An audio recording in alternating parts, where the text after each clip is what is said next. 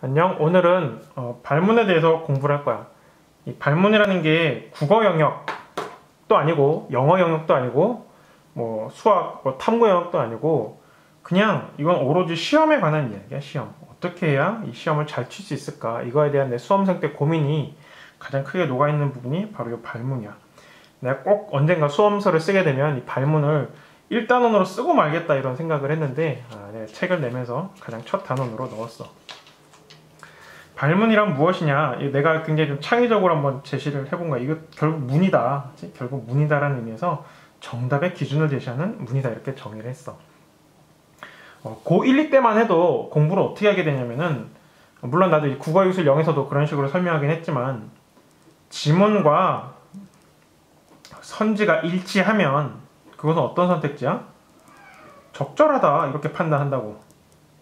그치? 만약에 이제 지문과 선지가 일치하지 않으면 적절하지 않은 거지. 이렇게 쉽게 생각을 해. 우리 집 고양이가 배가 고픈가 봐. 근데 이렇게 고등학교 1학년, 2학년 때 이렇게 공부해도 괜찮아. 이렇게 공부해도 충분히 100점 맞는데 지장이 없어. 근데 이제 고3이 되고 또 우리가 1등급을 노린다고 하면은 여기서 한 단계 뛰어넘어야 돼. 도약을 해야 된다고. 이제 그때 가장 필요한 자세가 뭐냐? 바로 이 발문을 읽는 거야. 때로는 이제 어떤 문제를 보게 되냐면은 지문과 그치? 선지가 일치하는데 이런 이유로 부적절한 사례를 보게 될 거야. 굉장히 신기하게도 왜 부적절하느냐? 발문이 그렇게 시켰어. 그치? 우리가 평소에 지문과 선지가 일치할 때 적절하다고 생각한 이유는 거의 절대 다수의 발문이 1대1 대응 연결되거나 하여튼 대응되거나 연결되면 전부 적절한 것을 요구하는 발문을 우리가 봐왔기 때문인데 문제가 어려워지면 그렇게 단순하게 풀리지가 않을 때가 있어. 그래서 발문에서 이 정답의 기준을 잘 봐라. 정답의 기준을 잘 보면 문제 풀 때 훨씬 날카롭게 정확하게 풀 수 있게 돼. 그래서 이 책을 본 사람들은 다 알겠지만 가장 책에서 유명한 문제 10초 안에 풀면 내가 강연 같은 거 하면 항상 과자 준다고 하는데 이 문제를 10초 안에 풀려고 하면 다들 어떻게 푸냐면은 이렇게 읽는다고. 그림에서 이렇게 읽어. 그림에서 찾을 수 있는 삼각형은 몇 개인가요? 이렇게 한 다음에 한 개짜리 사각형이 8개, 2개짜리 삼각형이 4개, 4개짜리 삼각형이 찾아보니까 또 4개짜리 삼각형이 4개. 이걸 다 더하니까 삼각형 총 16개입니다. 이렇게 답을 한다고. 물론 이걸 16개라고 답하는 사람도 굉장히 똑똑한 사람이야. 그 짧은 순간 동안. 근데 더 똑똑한 사람은 뭐라고 답해? 삼각형 오른쪽 그림에 하나 있습니다. 이렇게 답을 빠르게 할 수 있다고. 이거 보면 무슨 넌센스 문제처럼 느껴질 수도 있고 장난치는 것 같고 수능에 뭐 이런 문제가 있겠냐 생각이 들 수도 있겠지만 실제로 수능에 이런 게 나온다고. 이 문제를 틀리는 사람들은 되게 단순해. 이 오른쪽 그림이라는 이 사소한 단서를 놓쳤기 때문에 틀린 거야. 그리고 이런 사소한 단서를 놓침으로써 틀릴 수 있는 문제는 세상에 너무나도 많고 너가 처음으로 치게 될 또 수능에서 그런 게 또 나올 수도 있다고. 수능에 이런 게 나옵니까? 반드시 나와. 이제 문제를 통해서 하나하나 살펴볼 거야. 물론 이제 다 풀어봤다는 걸 전제로 강의하는 거긴 하지만. 그래서 크게 이제 중요한 거, 요거 이제 강조를 조금 더 하자면 항상 수험생들이 문제를 풀다 보면 실수로 틀렸네, 맞힐 수 있었는데 이렇게 해갖고 분명히 OMR 카드를 넣어서 채점을 했으면 한 3, 4등급 나올 것 같은데 이런 걸 다 더해갖고 이런 것도 맞다고 해버리면 갑자기 막 1, 2등급이 나온 학생들이 있어. 이제 나 원래 사실은 실력이 1, 2등급인데 실수 이런 거 해갖고 3, 4등급 나왔어. 3, 4등급이 내 실력이 아니라 1, 2등급 이렇게 1, 2등급이야 이렇게 믿고 있을 수 있지만 우리 OMR 카드는 수능 시험장에 나오는 OMR 카드는 그런 거 잘 모르지. 무조건 모르면 실수로 틀린 건 없어. 수능에서 실수라는 건 없고 몇 개 사례를 더 보겠지만 무조건 실력 때문에 틀린 거야. 그치? 실수마저 실력이다 이런 얘기를 하려는 게 아니라 실수라고 착각하는 것들이 사실은 실력이라는 걸 한번 보여주려고 해. 그리고 보다 보면 이거는 크게 별로 어려운 거 없지.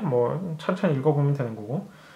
수능은 보다시피 선지가 5개여갖고 오지 선택지가 5개 오지선다형이라 그래. 근데 가끔 사법고시 같은 거 보면 이제 선택지가 8개도 나와. 8개도 나오고 공무원 시험 같은 경우 보통 4개짜리가 많고. 하여튼 그래서 이게 오지선다형 시험인데 여기서 나오는 필연적인 특징이 뭐냐면은 이제 이건 그냥 수험생활의 상식인데 정답률이 만약에 20%라는 문제가 있어. 정답률이 20%다. 그럼 5명 중 1명밖에 못 맞췄다는 건데 이거는 사실상 어떤 뜻이야? 만약에 원숭이 60만 마리를 놓고서 원숭이 60만 마리가 선택지를 당연히 국어를 못 읽으니까 그냥 막 찍을 거 아니야? 그래도 정답률이 20%는 나올 수 있어. 그치? 5개니까 찍으면 선택 20%잖아. 정답을 맞출 확률이. 그래서 일반적으로 학생들이 7%인데도 정답률이 20%다. 이건 그냥 다 틀렸다는 얘기랑 사실상 똑같은 거야. 그치? 누가 풀어서 맞췄다기보다는 우연히 찍어서 이제 글자를 못 읽는 원숭이가 마치 풀듯이 그냥 찍어서 맞춘 퍼센트가 20% 정도겠구나. 가끔 이 책에 정답률이 굉장히 낮은 문제들이 나오면 20 몇 프로다, 30 몇 프로다. 30%도 엄청나게 많이 틀린 거야. 40%도 엄청나게 많은 학생들이 틀린 거야. 한 어느 정도 찍고 어느 정도 맞추고 하면 요 정도 엄청나게 어려운 문제가 나오는 거라고. 이 정도 상식을 알면 좋겠고. 또 하나 참고 국어의 상식. 지금 요즘은 이제 45문항이어갖고 3점짜리가 10문항 나오고 또 2점짜리가 어떻게 나와? 35문항 나오는데 옛날에 이제 수능 옛날에 찾아보면 처음에 60문항으로 시작했다가 65문항까지 갔다가 지금 뭐 이렇게 시간이 흘러갖고 지금 45문항이 나와. 뭔 뜻이냐면 굉장히 공부하기 편하고 좋아졌다는 거야. 옛날에는 너무 지문이 길고 힘들어서 뭐 독해력이 있건 없건 간에 시험 치다 지쳐갖고 문제 풀기가 어려웠는데 45문항 정도면 우리가 주어진 시간 동안 1년 동안 연습을 하면 충분히 정복해 볼 수 있지 않나, 이런 자신감을 가져봐도 된다고. 그래서 이제 이 불후의 명작 발문은 문인데 어떤 문이냐? 정답의 기준. 발가락에 정답의 기준이라고 내가 써놨지. 이거 이 허접한 그림이라고 생각될 수 있고 왜 이런 그림이 책에 실렸나 싶을 수 있겠지만 내가 그려서 그래. 내가 그려갖고 뭐 저자가 그려갖고 이 그림 넣어주세요 그러는데 허접해도 어쩔 수 없이 출판해서 넣어야지, 그치? 그래서 이런 이상한 그림이 들어있어. 하여튼 기억은 꼭 하라고. 기억은 잘 되잖아, 그치? 그 이제 추가적으로 할 수 있는 이야기가 이제 신령에 대한 이야기인데, 신령이라는 건 기본적으로 의미가 어떤 거냐면, 그치? 기존의 문항들과 좀 다르다는 거야. 기존의 문항들과 좀 다르다. 이전에 없던 문항이라는 거야. 이전에 없던 문항이라 그러면 출제자들도 어때? 괜히 좀 부담돼. 이상한 문제 냈다고. 괜히 자기도 처음 해보는 거니까. 오답 시비가 정답 시비, 오답 시비, 정답 시비가 있지 않을까. 이게 맞다, 이게 틀리다, 시비가 있지 않을까 싶어갖고 발문에다가 새로 낼 땐 정답의 기준을 더 열심히 넣어놓는다고. 더 선명하게. 그래서 이 기준을 통해서 이 정답 오답 이 논란이 있을 필요 없다. 이 정답의 기준에 의하면 무조건 답은 하나다. 이렇게 얘기할 수 있기 위해서 신용일수록 오히려 발문을 정확하게 읽으면 문제가 쉽게 풀린다라는 그런 이야기야. 이 신용이란 게 뭐가 나오고 어떻게 나올지 몰라. 말 그대로 신용이니까 수능날 처음 등장하는 유형이라고. 그래서 그럴 때일수록 항상 호랑이 굴에 물려가도 정신만 차리면 살듯이 수능 시험장에 신용이 나와도 발문만 정확하게 읽으면 문제를 풀 수 있겠더라라는 걸 명심해 두고 넘어가자. 문제를 이제 시범 보이게 하나씩 살펴볼 건데 1번. 원래는 옛날 초판책 이런 거 보면은 여기 지문이 없었어. 지문 아예 없이 그냥 이것만 냈었다가 또 지문이 없으니까 세상에 자격루가 물시계라는 거, 그치? 물시계라는 걸 어떻게 알아요? 막 나한테 따지듯이 묻는 학생들이 있었고, 그래 뭐 지문 한 줄 넣는 거 어려운 거 아니니까 넣었지만 뭐 자격루가 물시계라는 거 우리 다들 알고 있지. 10,000원짜리에도 들어있고 뭐 몰라도 상관은 없어. 이렇게 지문에 나오긴 하니까. 하여튼 이때 발문을 읽어보니까 자격루의 원리에 대해서 심오학습을 하는데, 심오학습은 뭡니까? 하면 당연히 뭐 어떤 주제에 대해서 좀 더 파보는 거지. 근데 여기 보니까 주제가 정해져 있어. 주제가 뭐야? 자격루의 원리. 읽어보니까 이 지문에 무슨 내용이 뭐 엄청나게 많았겠지만 그런 거 잘 모르겠고, 찾아보면 이 물시계가 돌아가는 원리, 작동 원리, 오차는 어떻게 보정했을까, 고쳤을까 관련된 선택지가 1번밖에 없어.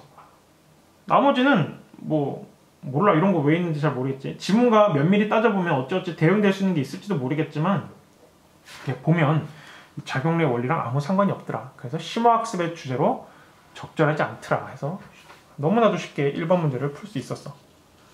수능 참 쉽다, 그치? 사실 쉽진 않아. 이것과 관련해서 이 위에 있던 문제가 되게 어려웠어. 그런 문제들은 국어에서 2권에서 좀 더 다루는데 이 문제는 발문만 정확하게 읽으면 풀 수 있는 문제였어. 기본적으로 심오학습 문제 어떻게 풀었어? 여기 주제, 제목, 그치? 제목과 관련해서 어긋나는 것을 찾아서 풀었어. 이게 기본적인 문제풀이 방식이야. 근데 수능에 아주 이제 기가 막힌 문제가 나왔다고. 뭐 2007학년도 9월 모의평가 보면 이제 이런 내용은 그치? 쭉 읽어보는 거야. 너가 뭐 글을 어떻게 읽건 간에 일단은 그런 방식에 대한 내용은 나중에 생각하기로 하고 그냥 쭉 읽었어. 읽으면 내용 대충 알 수 있잖아. 그러고 나서 이제 엄청난 이야기가 나온 거야. 윗글을 읽은 학생이 심화학습을 하기 위해 설정한 주제로 적절하지 않은 것은 이렇게 X 쳐주고, 이래야 적절한 거 적절하지 않은 거 실수를 안 하거든. 그 심화학습이라고 하니까 이제 다들 어떻게 생각하면 주제에 어긋나는 게 적절하지 않은 걸 거 아니야. 그치? 주제를 기준으로 어긋나는 게 적절하지 않다. 그래서 이게 어떤 게 생기냐면 이 지문에 보면 확장되는 판, 여기 4번을 보면 확장되지 않는 판에선 어떤 일이 일어날까 이렇게 얘기 나왔잖아. 지문은 이것과 반대 이야기가 나와. 확장되는 판에선 어떤 게 생기나요? 이렇게 나왔다고. 그래서 4번이 정답. 그치? 지문과 반대되는 내용을 하니까 4번이 정답 이렇게 생각할 수가 있다고. 근데 이건 적절하지가 않았어. 이건 적절하지 않았어. 이 나왔을 때 강사들도 충격받고 학생들도 충격받고 심지어 문제가 잘못 나온 거 아니냐 평가원에 대한 비판도 하는 사람들이 꽤 있었지만, 사실상 이거는 이때 당시에 교과서가 보면 이제 기본 이제 본문이 있을 거 아니야. 본문 보고 나면 뒤에 단원마다 뭐 수준별로 뭘 교육한다고 심화학습이 있고 보충학습이 있고 또 뭐 이런 게 있었어. 공부 좀 못하는 학생들은 보충학습 좀 더 봐서 공부를 더 채우고, 잘하는 애들은 뭐 심화해서 좀 더 잘 공부해보지 이렇게 했는데, 이런 교과서의 어떤 형식을 문제화한 거여갖고, 이 심화라는 건 기본적으로 뭐겠어? 뭔가 플러스 알파 되는 거야, 그치? 이 기본 학습에다가 플러스 알파 하는 게 심화학습이었어. 그래서 정말로 이제 좀 황당하게도 답이 2번이었어. 왜? 아이슬란드가 어느 판에 위치하고 있을까에 대한 거는 답이 지문에 나와. 이것에 대한 답은 지문에 완벽하게 나와 있어. 일치한다고. 그래서 2번은 누가 봐도 이건 무조건 적절해라고 생각했는데 사실 보니까 심화학습 플러스 알파에게는 매우 적절하지 않은 질문이었어. 상식적으로 너가 만약에 선생님인데 학생한테 야 어떤 걸 공부하고서 심화학습을 해와 이렇게 했는데 꼴랑 방금 배운 거에 대해서 이걸 이렇게 심화학습할 거야 이러면 굉장히 선생님이 열이 받겠지. 그런 식으로 해서 답이 2번이라고. 심화학습. 그래서 발문에 이게 답이 2번이 될 수 있는 이유는 다른 게 아니야. 내용과 일치하는 것은 하고 윗글을 통해서 알 수 있는 것은 이렇게 물은 게 아니라 심화학습이라고 물었기 때문에 이제 다른 건 다 적절하게 되고, 오히려 지문을 통해서 답을 알 수 있는, 윗글을 통해 알 수 있는 질문으로 적절한 것은 이런 식의 발문일 땐 2번이 적절한 건데, 심화학습이라는 발문에서는 이게 적절하지가 않은 것이 돼. 그래서 답이 2번이다. 이 문제를 기억해 두라고. 이제는 이제 뭐 이런 문제가 잘 나오진 않지만 이런 문제를 만든 발상, 항상 문제는 아이디어고 발상이 중요한 건데, 뭔가 이런 뭐 심화라는 단어, 이게 언젠가 또 응용돼서 나올 수 있는 거고, 꼭 심화라는 단어가 아니어도 플러스 알파라는 걸 요구하는 어떤 문제가 나올지 몰라. 이제 그런데 딴 거 보면 어떤 건 플러스 알파가 없는데 어떤 것만 플러스 알파가 있다거나 이런 식의 문제가 있다면 많은 학생들이 틀리겠지. 많은 학생이 틀리겠지만 이 문제를 공부를 해서 맞추고 잘 생각해보는 학생이라면 수능에서 그런 문제가 나와도 충분히 잘 풀 수 있을 거야. 문제를 이렇게 해설하고 나니까 많은 학생들이 질문을 엄청 해왔어. 첫 번째는 아까 지문과 반대되는 내용인데 이게 어떻게 적절한 심화학습이 될 수 있느냐라고 했는데, 수능을 공부하다 보면 이제 뒤에서 내가 대칭성에 대해서 이야기를 했는데 확장되는 판에서 어떤 것이 일어납니다. 그러면 확장되지 않는 판에서 어떤 것이 일어나는 걸 궁금해해야 하는 게 아주 교양인의 사고야. 너가 판사가 돼도 마찬가지야. 그치? 판사가 됐는데도 원고 입장, 한쪽 입장을 열심히 듣고 판결을 내리면 당연히 테러 당하겠지. 그거 큰일 난다고. 항상 원고, 피고의 입장을 다 듣고 판사가 그래 이렇게 들어보니까 내가 이러이러해서 이렇게 생각합니다 라고 얘기를 하는 거지. 한쪽 입장만 듣고 판결을 내리는 판사는 없다고. 마찬가지로 국어 영역도 마찬가지라서 글을 읽을 때 어떤 것에 대해서 막 좋은 점만 만약에 나왔어. 좋은 점에 관해서만 막 어떤 대상에 대해서 나오면 심화학습하면 어떻게 해야겠어? 어떤 그 대상에 나쁜 점은 없을까요? 이렇게 생각해 볼 수 있는 것. 이것이 바로 교양인들의 가장 기본적인 사고방식. 대칭성이라고 내가 이걸 이름 지어서 뒤에서 또 얘기하는데, 4번은 그런 거다. 확장되는 판에서 어쩌고저쩌고 막 한다 그러면 2번에 대해 4번과 같이 생각할 수 있는 게 당연한 거다. 너가 그렇게 생각하지 못한다면 이런 것이 상식이 되도록, 이런 식의 사고방식이 상식적 판단이 될 수 있도록 받아들여야 돼. 물론 이건 이제 국기 2권에서 좀 더 다루고. 이렇게 했을 때 또 많이 나온 질문 중에 하나가 뭐냐면 1번에 대해서 1번. 1번도 보면 지문에서 이 답을 알 수가 있대요. 지문에 요것에 대한 답이 지문에 있대. 그래놓고서 이제 다들 드는 문장이 이거야. 새로운 암석이 생성되면서 두 판이 멀어지고 있다. 그 새로운 암석이 생성되는 것이 판을 움직이게 하는 힘 아닌가요? 지문에서 이것도 알 수 있는 거 이게 답이잖아요 라고 하는데 문제는 그런 거야. 물론 이제 지구과학 공부한 학생들은 배경 지식을 통해서 뭔가 그 지구 밑에 멘틀 대류에 의한 어쩌고저쩌고 해갖고 이런 게 힘이다라는 걸 알 수가 있는데 그런 걸 몰랐다고 쳐도 되면서라고 써있잖아요. 되면서 지구가 이렇게 있으면 자전을 하면서 이렇게 공전을 한다고, 자전하면서 공전한다 하는데 이걸 통해서 자전이 공전을 일으키는 힘이라고 생각하는 사람은 없단 말이야. 마찬가지야. 그냥 되면서 뭐뭐 합니다라고 했으니까 그냥 두 가지 상황에 동시에 플러스로 일어나고 있을 뿐이야.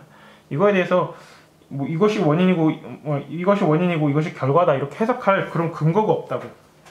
그래서 뭐 여러 가지 상식적 판단을 공부하기 위한 여러 가지 방식이 있는데 일단은 상상력을 줄이는 방식이 가장 중요해. 이거를 뭐 어떤 예외적인 경우나 내가 생각하기에 그냥 그럴듯하다 이런 게 아니라 이렇게 생각해봐도 좋아. 남이라면 우리 엄마 아빠가 이 글을 읽는다면 혹은 공부 잘하는 내 친구가 이걸 푼다면 이걸 어떻게 생각할까 한번 역지사지 형식으로 한번 생각을 해보면 이거 좀 논란이 있을 것 같은데 이런 생각만 들어도 잘못된 판단을 한번 피해갈 수 있는 그런 기회가 될 수 있다고.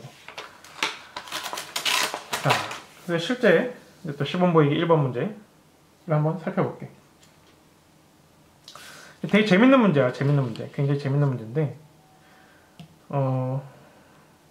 이해왕은 결혼했다라는 게 지문에 나왔어. 지문에 이런 말이 나왔어. 그럼 이걸 통해서 알 수 있는 게 뭐야? 기혼이다 이거 알 수 있지. 1번 알 수 있고 미혼이다 이건 어때? 100% 지문을 비춰봤을 때 틀린 얘기고 한 번 결혼했다는 나왔는데 그치? 결혼 한 번 했다고 나왔는데 두 번 이상 했는지 재혼인지는 모르겠어. 선택지는 일반적으로 이렇게 세 종류로 구분할 수 있어. 세 종류. 그러면 이제 발문에 따라서 어떤 것이 답이 될 수 있는지 알아야 되는데 사실 뭐 가르치는 입장에서 보면 이게 너무나도 당연한 거고 그렇긴 한데 많은 학생들이 이거에 대해서 많이 헷갈리더라고. 일치하는 것에서 답이 될 수 있는 건 뭐야? 동그라미에 대한 거지. 부합하는 거, 지문을 통해서 알 수 있는 거, 이해한 내용을 가장 적절한 거, 동그라미, 알 수 있는 거, 동그라미라고. 이것까지는 헷갈리는 사람이 없어. 근데 특히 8번과 같은 선택지에서 많은 학생들이 이렇게 이야기를 하는 거야. 알 수 없는 게 뭐냐? 그럼 답이 말 그대로 3번은 여기 이제 물음표 된 거 이건 알 수가 없잖아. 그러니까 이것만 답이라고 우긴다고. 근데 사실은 어떠하냐? X도 답에 해당된다. X도 알 수 없는 것이다. 왜? 이건 그냥 그대로 읽어보면 돼. 이해왕은 결혼했다로부터 이해왕이 미혼이라는 사실을 알 수가 있어? 없다고. 그치? 이해왕이 미혼이라는 이거는 알 수가 없지만 뭘 알 수 있어? 플러스 해갖고 미혼이다가 거짓임은 알 수 있는 거지. 거짓임은 알 수 있어. 근데 문장을 보면 이해왕은 미혼이다라고만 나왔지 이해왕은 거짓임은까지 나온 게 아니잖아. 요것만 놓고 보면은 그냥 틀린 거야. 이것도 역시 알 수 없는 내용이야. 알 수 있는 내용은 오직 동그라미 하나밖에 없다. 동그라미 하나밖에 없다. 이거를 꼭 너가 이해를 했으면 좋겠어. 만약에 내가 이제 이거를 정리를 표로서 잘 정리해 놓긴 했는데 난 그래도 뭔가 이해를 못하겠고 받아들일 수 없다. 이제 그런 학생들이 또 있을까봐 내가 뒤에서 설명을 이렇게 저렇게 해놨는데 이도저도 안 돼서 정말 이해가 안 가면 그냥 어떻게 해? 외워 그냥. 그치? 외워. 시험의 논리가 이런 건데 너가 반항해서 어쩔 거야? 그냥 외우고 이렇게 문제를 푸는 거다. 시험의 논리가 이러고 발문이 이런 경우에 요구하는 것이 이렇게 된다. 그치? 이렇게 된다. 꼭 외워서 알 수 있도록 하자. 그럼 이제 본격적으로 기술적인 문제를 한번 쭉 풀어볼게.